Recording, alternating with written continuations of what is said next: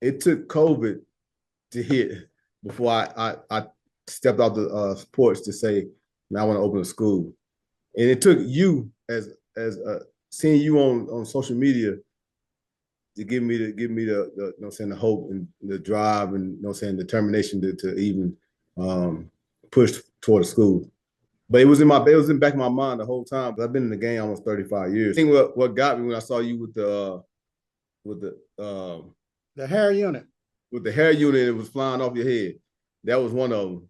Then the second one was when I saw you was behind the cut off behind the chair like an old lady. You had like a little walker, and I said, "This man funny, man." I said, "I do not want to be like that little old lady." As that thing about the behind the chair, I've seen that with my own family though. I've seen that with my own family standing behind the chair and still trying to make money. But now, when you saw those funny videos, were you thinking it was real, or what made you dig into the school? No, I thought like she said earlier, I thought it was a scam. I thought it was a scam at first. I thought it was a scam. I was like, man, this dude is just funny. I mean, I thought it was like just skits, just skits. But then I kept seeing it come up. It kept coming up.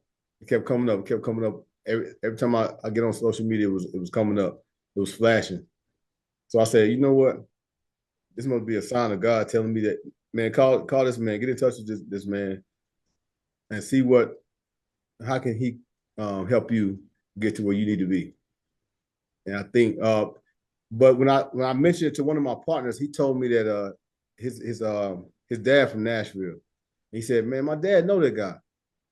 I was like, for real? I said, yeah, right. So he said, I said, for real? I said, man, see if you can get a hold of him. I signed up for one of your consultations, and then you called me and you asked me what was I was interested. And I told you I wanted to do the your program.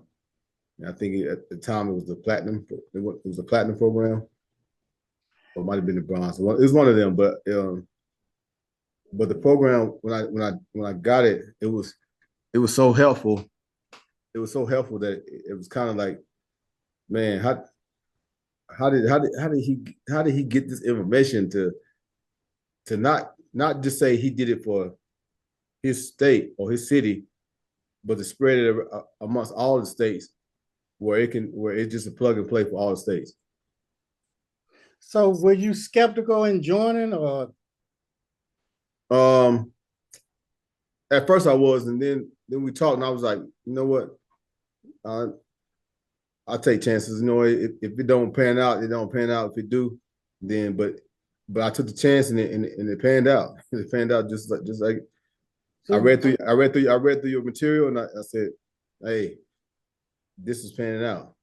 They was in lingo because me being the only private school in Colorado Springs at the time, and the first Black owner of a barber school in Colorado Springs at the time, it was kind of like mind-boggling to them, because they was like, man, how do we do this? For you to transition from the shop to the school, how did your mindset start even thinking on that level? Because there's over 1 million beauty professionals in the United States, but there are not many school owners. So how did your brain even start thinking on that level?